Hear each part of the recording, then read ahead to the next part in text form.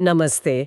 आज हम 18वीं सदी के भारत के उस दौर में चल रहे हैं जब मुगल सल्तनत की चमक फीकी पड़ रही थी। बिल्कुल।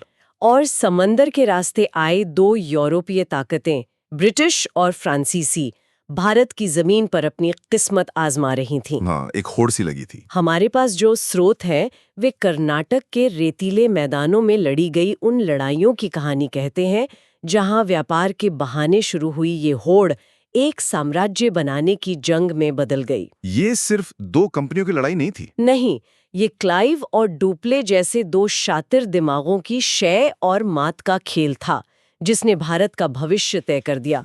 तो चलिए इस कहानी के धागे खोलते हैं और समझते हैं कि ये सब शुरू कैसे हुआ। मतलब बिल्कुल सही माहौल बनाया। देखिए, इसे समझने के लिए हमें उस दौर की सोच को पकड़ना होगा। ठीक है। मुगल सत्ता जो दिल्ली में थी, वो बहुत कमजोर हो चुकी थी और दक्षिण में जो उनके सूबेदार थे, वो बस नाम के ही शासक थे। मतलब वो इन यूरोपीय कंपनियों के हितों की रक्षा नहीं कर पा रहे थे? बिल्कुल नहीं। ना उनके गोदामों की, ना उनके जहाजों की। तो ऐसे में कंपनियों को लगा कि भाई अगर मुनाफा कमाना है तो ताकत दिखानी पड़ेगी। और उनकी एक खास विचारधारा भी तो थी, मर्केंटाइलिज्म। एकदम सही पकड़ा आपने। वणिकवाद या मर्केंटाइलिज्म, इसका सीधा सा मतलब था कि दुनिया में दौलत सीमित है और अगर हमें अमीर बनना है तो दूसरे को गरीब करना पड़ेगा। हाँ, मतलब बाजार से अपने दुश्मन को पूरी तरह बाहर फेंक दो। ताकि आप अपनी मनमानी कीमत पर सामान खरीदें और बेचें। बिल्कुल। और इस एकाधिकार के लिए राजनीतिक दबदबा जरूरी था, है ना? हाँ, तो ये वणिकवाद की सोच ही टकराव की असली जड़ थी और ये पहली बार खुलकर सामने आया पहले कर्नाटक युद्ध में। जी। लेकिन मजे की बात यह है कि इसकी चिंगारी भारत में नहीं बल्कि हजारों मील दूर यूरोप में लगी थी। हाँ, यूरोप में ऑस्ट्रिया के सिंहासन के लिए जंग छिड़ी हुई थी और इंग्लैंड और फ्रांस वहां आमने सामने थे। और उसी लड़ाई की गर्मी यहाँ तक पहुँच गई। 1746 में एक ब्रिटिश नौसैनिक कमांडर ने कुछ फ्रांसीसी जहाजों पर कब्जा कर लिया। बस यहीं से भारत में दोनों के बीच तलवारें छिड़ गईं। उस समय पांडिचेरी में फ्रांसीसी गवर्नर जनरल था जोसेफ फ्रांसवा ड्यूप्ला। हाँ, एक बेहद चतुर और महत्वाकांक्षी आदमी। उसने फौरन मॉरिशस में बैठे फ्रांसीसी गवर्नर लाबुर्दोने को मदद के लिए बुलाया। और उनकी मिलीजुली ताकत ने अंग्रेजों के सबसे मजबूत किले मद्रास को घेर लिया। और अंग्रेज ज्यादा दिन टिक नहीं पाए। 21 सितंबर 1746 को उन्होंने आत्मसमर्पण कर दिया। और यही एक बहुत दिलचस्प बात हुई। हाँ, उस वक्त जिन अंग्रेजों को युद्धबंदी बनाया गया उनमें एक 21 साल का क्लर्क भी था जो कंपनी के बही खाते संभालता था। जी। उसका नाम था रॉबर्ट क्लाइव। किसी ने सोचा भी नहीं होगा कि ये मामूली सा क्लर्क एक दिन इतिहास का रुख मोड़ देगा। कमाल है। यानी जो आदमी आगे चलकर भारत में ब्रिटिश साम्राज्य की नींव रखने वाला था उसकी शुरुआत एक फ्रांसीसी कैदी के तौर पर हुई। शायद वहीं उसने अपने दुश्मनों को करीब से समझा होगा। हो सकता है, लेकिन मद्रास जीतने के बाद फ्रांसीसियों के बीच ही कुछ गड़बड़ हो गई है ना। बिल्कुल। यहाँ दो गवर्नरों का अहंकार टकरा गया। ला बुर्दोने एक नौसैनिक था, उसे जमीनी राजनीति में दिलचस्पी नहीं थी। उसे बस पैसा चाहिए था। हाँ, उसने अंग्रेजों से 40,000 पाउंड की रिश्वत ली और शहर वापस करने का सौदा कर लिया। डुप्ले आग बबूला हो गया। उसका सपना तो भारत में एक फ्रांसीसी साम्राज्य बनाने का था। वो मद्रास को इतनी आसानी से कैसे जाने देता।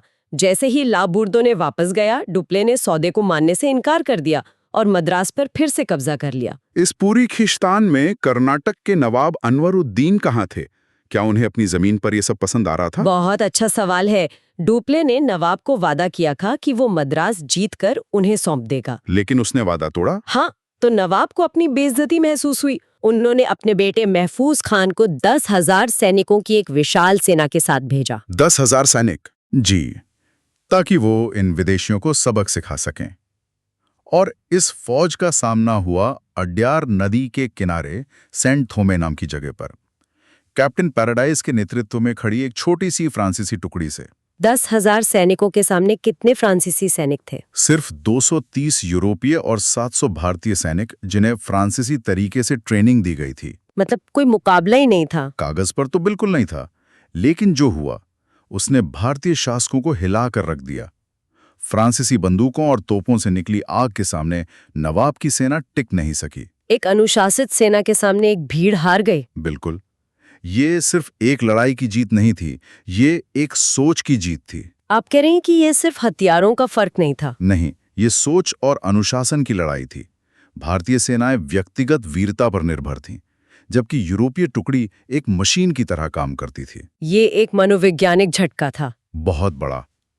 इसने भारतीय शासकों को पहली बार दिखाया कि युद्ध का एक नया नियम आ चुका है। लेकिन फिर भी संधि के बाद मद्रास अंग्रेजों को वापस मिल गया। हाँ, जब 1748 में यूरोप में युद्ध खत्म हुआ, एक्स-ला-चैपल की संधि हुई, तो मद्रास सौदेबाजी के तहत अंग्रेजों को मिल गया। तो पहला दौर भले ही बराबरी पर छूटा। लेकिन उसने ड्यूप्ले को बहुत कुछ सिखा दिया था। हाँ, दो बातें। एक, उसकी जमीनी सेना भारतीय सेनाओं से कहीं बेहतर है, और दो, अगर अंग्रेजों को हराना है तो नौसेना की ताकत बहुत जरूरी होगी। तो पहले युद्ध ने ड्यूप्ले की महत्वाकांक्षाओं को और हवा दे दी। लेकिन महत्वाकांक्षा एक बात है और उसे पूरा करने का मौका दूसरी। उसे ये मौका कहाँ से मिला? ये मौका उसे भारतीय शासकों ने ही दिया, अपने आप से फूट से। अच्छा। अब लड़ाई का कारण यूरोप में नहीं बल्कि भारत की रियासतों के अंदर था। 1748 में हैदराबाद के ताकतवर निजाम उल मुल्क की मौत हो गई। और फिर शुरू हुई उत्तराधिकार की लड़ाई। जी, उसके बेटे नासिर जंग और पोते मुजफ्फर जंग के बीच तख्त के लिए जंग छिड़ गई। ठीक ऐसा ही ड्रामा कर्नाटक में भी चल रहा था। जहां नवाब अनवरुद्दीन को चुंदा साहब से चुनौती मिल रही थी। बिल्कुल। और ड्यूप्ले में इस घर के झगड़े को अपने फायदे के लिए इस्तेमाल करने का शानदार मौका देखा। उसने दुश्मन का दुश्मन दोस्त होता है वाली नीति अपनाई। एकदम सही। उसने हैदराबाद में मुजफ्फर जंग और कर्नाटक में चंदा साहब को अपना समर्थन दिया। ये एक बहुत बड़ा दाव था। और जाहिर है अंग्रेजों ने इसका जवाब दिया और उनके दुश्मनों यानी नासिर जंग और अनवरुद्दीन का हाथ थाम लिया। हाँ, अब ये लड़ाई अंग्रेजों और फ्रांसीसियों की नहीं थी, बल्कि भारतीय राजकुमारों के कंधों पर रखकर बंदूकें चलाई जानी थी। और शुरुआत में तो ड्यूप्ले का हर दाव सही पड़ रहा था। बेहद सही। 1749 में अंबुर की लड़ाई में फ्रांसीसी चंदा साहेब और मुजफ्फर जंग की मिलीजुली सेना ने अनवर उद्दीन को हराकर मार डाला। और नासिर जंग? कुछ ही समय बाद एक साजिश में नासिर जंग भी मारा गया। अब ड्यूप्ले के दोनों मोहरे जीत चुके थे। वो अपनी ताकत के शिखर पर था। बिल्कुल। मुजफ्फर जंग दक्कन का सूबेदार बना और उसने इनाम के तौर पर फ्रांसीसियों पर दौलत और जमीन की बरसात कर दी। ड्यूप्ले को कृष्णा नदी के दक्षिण के सारे इलाके का गवर्नर बना दिया गया। मतलब ऐसा लग रहा था कि दक्षिण भारत अब एक फ्रांसीसी जागीर बनने ही वाला है। हाँ, उसने हैदराबाद में अपनी ताकत बनाए रखने के लिए जनरल बुस्सी के नेतृत्व में एक फ्रांसीसी सेना भी तैनात कर दी। लेकिन कहानी में ट्विस्ट आना भी बाकी था। अनवरुद्दीन का एक बेटा मोहम्मद अली अभी भी जिंदा था और त्रिचिनोपोली के किले में छुपा हुआ था। जी, और फ्रांसीसी सेना ने उसे वहीं घेर लिया। अंग्रेजों के लिए सब कुछ खत्म होता दिख रहा था, जब तक कि वो पुराना क्लर्क रॉबर्ट क्लाइव एक हैरान करने वाला आइडिया लेकर सामने नहीं आया। हाँ, ये वो लम्हा था जिसने क्लाइव को क्लर्क से कमांडर बना दिया। त्रिचिनोपोली में अंग्रेजी सेना फंसी हुई थी। क्लाइव, जो अब तक कप्तान बन चुका था, उसने मद्रास के गवर्नर को एक दुस्साहसी योजना सुझाई। उसने कहा कि त्रिचिनोपोली पर दबाव कम करने के लिए कर्नाटक की राजधानी आरकॉट पर ही हमला कर दो। ये सुनने में तो बहुत जोखिम भरा लगता है। हाँ, एक हताश जुआ जैसा। वो इतना आश्वस्त कैसे था कि ये काम करेगा? ये एक सोचा समझा मनोवैज्ञानिक दाव था। क्लाइव जानता था कि चंदा साहब अपनी राजधानी को बचाने के लिए किसी भी कीमत पर त्रिचिनोपोली से अपनी सबसे अच्छी सेना को वापस बुलाएगा। अच्छा। उसे पता था कि आरकॉट का किला कमजोर है। अगस्त 1751 में सिर्फ 210 सैनिकों के साथ क्लाइव ने तूफानी बारिश के बीच आरकॉट पर धावा बोला और लगभग बिना किसी लड़ाई के उस पर कब्जा कर लिया। और जैसा क्लाइव ने सोचा था, ठीक वैसा ही हुआ। बिल्कुल। चंदा साहब बौखला गया। उसने अपनी राजधानी वापस लेने के लिए अपने बेटे के नेतृत्व में एक बड़ी सेना भेजी। और फिर शुरू हुई आरकॉट की प्रसिद्ध घेराबंदी 53 दिनों की। जी, ये इतिहास के सबसे प्रसिद्ध घेरावों में से एक है। क्लाइव और उसके मुट्ठी भर सैनिकों ने हर हमले को नाकाम कर दिया। इस एक जीत ने सब कुछ बदल दिया। अंग्रेजों का गिरा हुआ मनोबल आसमान पर पहुंच गया। और जल्द ही उन्होंने त्रिचिनोपोली में भी फ्रांसीसियों को हरा दिया। चंदा साहब पकड़ा गया और मार दिया गया। तो आरकॉट की घेराबंदी ही असली टर्निंग पॉइंट थी। इसने ड्यूप्ले के सपनों को चकनाचूर कर दिया। हाँ, और इसका असर पेरिस में बैठी फ्रांसीसी कंपनी के डायरेक्टरों पर भी पड़ा। वे ड्यूप्ले की महंगी राजनीतिक लड़ाइयों से तंग आ चुके थे। वे व्यापारी थे, उन्हें मुनाफा चाहिए था, साम्राज्य नहीं। बिल्कुल। उन्होंने ड्यूप्ले को वापस फ्रांस बुला लिया। ये एक प्रतिभाशाली रणनीतिकार का दुखद अंत था। वो आदमी जो भारत में फ्रांसीसी साम्राज्य का सपना देख रहा था, वापस फ्रांस गया और गुमनामी और गरीबी में मर गया। और दूसरे युद्ध के अंत तक अंग्रेजों ने अपने आदमी मोहम्मद अली को कर्नाटक का नवाब बना दिया था। फ्रांसीसियों की पकड़ अब सिर्फ हैदराबाद में बुस्सी की वजह से बची थी, लेकिन पलड़ा साफ तौर पर अंग्रेजों के हक में झुक चुका था। तो दूसरे युद्ध के बाद अंग्रेजों का पलड़ा भारी हो गया और डुप्ले को वापस बुला लिया गया। क्या ये फ्रांसीसियों के लिए अंत की शुरुआत थी? उनके पास एक आखिरी मौका था, लेकिन इस बार लड़ाई का पैमाना बहुत बड़ा होने वाला था। तीसरा कर्नाटक युद्ध। हाँ, 1756 में यूरोप में फिर से एक बड़ा युद्ध छिड़ गया, 7 साल का युद्ध, और एक बार फिर उसकी लपटें भारत तक पहुंची। लेकिन इस बार अंग्रेजों के पास एक ऐसा तुर्प का इक्का था जो फ्रांसीसियों की पहुंच से बहुत दूर था। और वो इक्का था बंगाल। बिल्कुल। 1757 में क्लाइव ने प्लासी की लड़ाई जीतकर बंगाल के नवाब को हरा दिया था। इसका मतलब था कि बंगाल का असीमित खजाना, उसका व्यापार, उसका राजस्व, सब कुछ अब अंग्रेजों के हाथ में था। हाँ, उनके पास अब पैसे की कोई कमी नहीं थी। वे दक्षिण में फ्रांसीसियों के खिलाफ एक लंबी और महंगी लड़ाई आसानी से लड़ सकते थे। और फ्रांसीसी सरकार पर निर्भर थे। जी, हालांकि फ्रांसीसी सरकार ने भी अपनी पूरी ताकत झोंकने की कोशिश की। उन्होंने काउंट दिलाली नाम के एक कमांडर को एक बड़ी सेना के साथ भारत भेजा। लेकिन लगता है लाली डुप्ले जैसा दूरदर्शी नहीं था। लाली एक अच्छा सैनिक था, लेकिन एक खराब रणनीतिकार और बेहद तुनुक मिजाज इंसान था। उसने आते ही गलतियां करनी शुरू कर दी। हाँ, और उसकी सबसे बड़ी और शायद सबसे घातक गलती थी हैदराबाद से बुस्सी को वापस बुलाना। हैदराबाद तो उनका सबसे मजबूत गढ़ था। बिल्कुल, निजाम उनके प्रभाव में था। बुस्सी के हटते ही वो गढ़ रह गया और अंग्रेजों ने फौरन वहां अपना असर जमा लिया। मतलब उसने अपने सबसे मजबूत किले को खुद ही खाली कर दिया। और समुद्र पर क्या हो रहा था? नौसेना तो बहुत जरूरी थी। और वहीं लाली की दूसरी बड़ी नाकामी थी। अंग्रेजी नौसेना ने फ्रांसीसी बेड़ा को 3 अलग-अलग मौकों पर हराया। जिसका मतलब था यूरोप से मदद का रास्ता बंद। पूरी तरह बंद। अब उन्हें ना तो नए सैनिक मिल सकते थे, ना रसद और ना ही पैसा। वे भारत में अकेले पड़ गए थे। और फिर आई वो लड़ाई जिसने सब कुछ हमेशा के लिए तय कर दिया। हाँ, 22 जनवरी 1760, वॉन्डीवॉश की लड़ाई। Battle of Wandiwash. ये एक खुली मैदानी लड़ाई थी।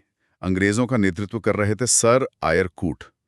इस लड़ाई में फ्रांसीसी बुरी तरह हारे। और उनके सबसे अनुभवी जनरल बुस्सी को बंदी बना लिया गया। हाँ, वॉन्डीवॉश की हार फ्रांसीसियों के ताबूत में आखिरी कील थी। इसके 1 साल के अंदर ही 1761 में उनके मुख्यालय पौंडीचेरी ने भी आत्मसमर्पण कर दिया। और इस तरह दक्षिण भारत में एंग्लो फ्रेंच प्रतिद्वंदिता की नाटक का पर्दा गिर गया। बिल्कुल।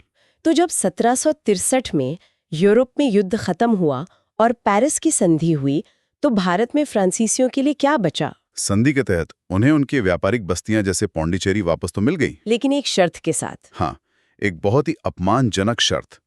शर्त ये थी कि वे इन बस्तियों की किलेबंदी नहीं कर सकते और ना ही वहां सेना रख सकते हैं। इस एक शर्त ने भारत में फ्रांसीसियों के राजनीतिक सपनों पर हमेशा के लिए ताला लगा दिया। बिल्कुल। अब वे सिर्फ व्यापारी थे, शासक नहीं। अंग्रेजों के लिए भारत पर अपना राज स्थापित करने का रास्ता पूरी तरह साफ था। उनका सबसे बड़ा यूरोपीय प्रतिद्वंदी दौड़ से बाहर हो चुका था।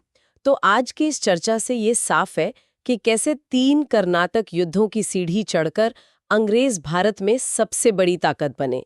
पहले युद्ध ने उन्हें यूरोपीय सैन्य अनुशासन की ताकत दिखाई। दूसरे युद्ध में क्लाइव की साहसिक रणनीति और आर्कॉट की घेराबंदी ने पासा पलटा। और तीसरे और आखिरी युद्ध में बंगाल की दौलत और मजबूत नौसेना ने उनकी जीत पर मोहर लगा दी। ये पूरी कहानी इस बात का एक क्लासिक उदाहरण है कि जब एक देश की केंद्रीय सत्ता कमजोर होती है और स्थानीय शासक आपस में लड़ रहे होते हैं, तो बाहरी ताकतों को अपनी जड़ें जमाने का मौका कैसे मिल जाता है। ये सिर्फ 2 कंपनियों की लड़ाई नहीं थी। नहीं, ये उस विशाल राजनीतिक शून्य को भरने की लड़ाई थी जो मुगल साम्राज्य के पतन से पैदा हुआ था।